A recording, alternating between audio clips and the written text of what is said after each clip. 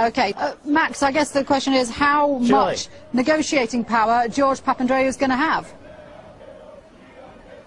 Julie, let me explain something to you. 6 months ago, John Paulson sat down with Goldman Sachs bankers in Greece, took a picture of the situation, and started to short Greek bonds. This is the same John Paulson who's now named in the lawsuit, the SEC, against Goldman Sachs for massive market abuse, market manipulation. Don't you get it? They picked Greece as a hit, and they're destroying it because they want to take it down.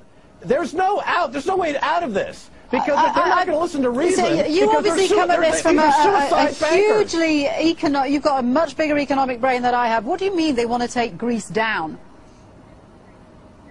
These are suicide bankers, basically, who are short Greek bonds. They make a ton of money as those bonds collapse, just like they made a ton of money as Lehman Brothers collapsed, as Wall Street collapsed, as the mortgage market in America collapsed. John Paulson made a lot of money. Now John Paulson is short Greek bonds. Okay. He's there with Goldman Sachs. All right, let me bring Vagelis in. And he's making money on the collapse.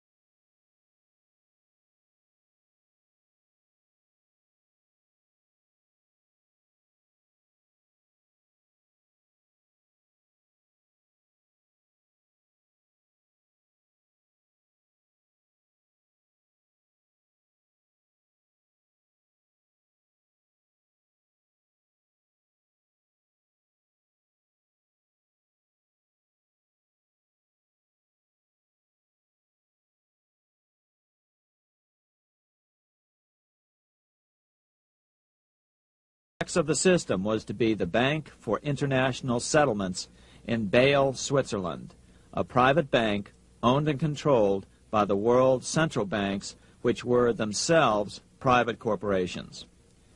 Each central bank sought to dominate its government by its ability to control treasury loans, to manipulate foreign exchanges, to influence the level of economic activity in the country, and to influence cooperative politicians by subsequent economic rewards in the business world.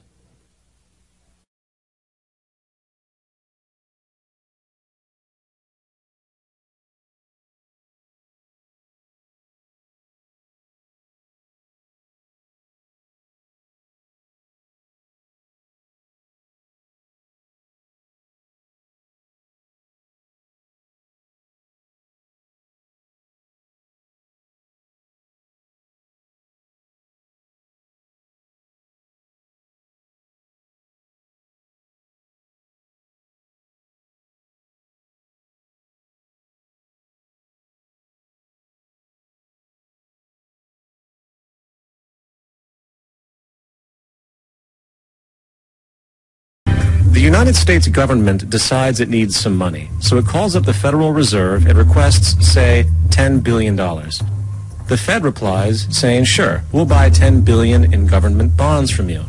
So the government takes some pieces of paper, paints some official-looking designs on them, and calls them treasury bonds. Then it puts a value on these bonds to the sum of $10 billion and sends them over to the Fed. In turn, the people at the Fed draw up a bunch of impressive pieces of paper themselves, only this time calling them Federal Reserve notes, also designating a value of $10 billion to the Fed. The Fed then takes these notes and trades them for the bonds. Once this exchange is complete, the government then takes the $10 billion in Federal Reserve notes and deposits it into a bank account. And upon this deposit, the paper notes officially become legal tender money, adding $10 billion to the U.S. money supply. And there it is.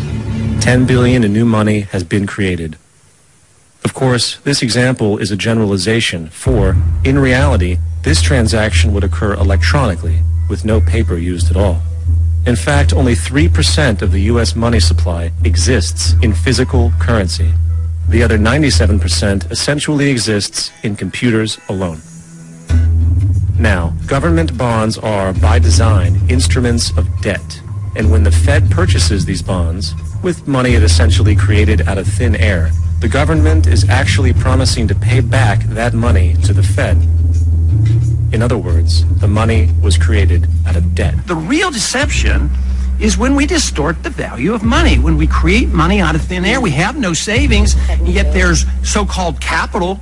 So my question boils down to this: how in the world can we expect to solve the problems of inflation? Of course, it can't. The fractional reserve system of monetary expansion is inherently inflationary. For the act of expanding the money supply without there being a proportional expansion of goods and services in the economy will always debase a currency.